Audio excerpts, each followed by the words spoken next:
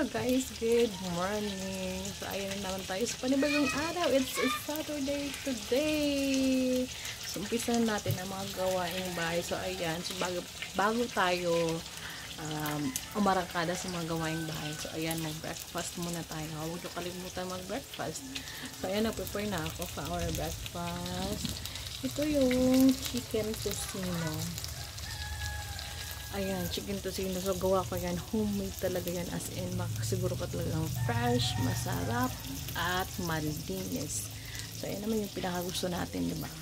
Yung mapakain natin ng fresh yung mga anak natin. So, ito, first time ko gumawa ng ganito, ha? So, in fairness naman, nagusto kanila. Nakita ko lang kasi ito sa Facebook. Sabi ko, try ko nga to. Para naman, makakain tayo ng tayo mismo yung gumawa ba. So, ayan.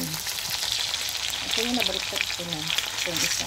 Itong isa, nabaliktad nito. So, ay nag-start na siya nag-caramelize kasi sugar kasi ito. So, marami itong sugar. Kailangan talaga yun sa kusino.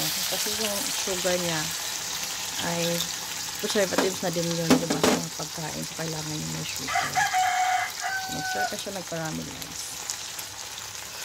Nakaka-proud din nakaka-proud din ba pag may mga bago kang achievement bawat araw.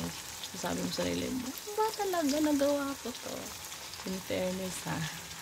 Sabi nga na masarap daw. So ayan, nakaraang araw ko pa to ginawa, nilagay ko lang sa freezer para naman pag walang ulamin yung mga bata, kukuha na lang tayo. So, ayan. Ayan, tingnan mo guys. So, ayan, diba? Ayan.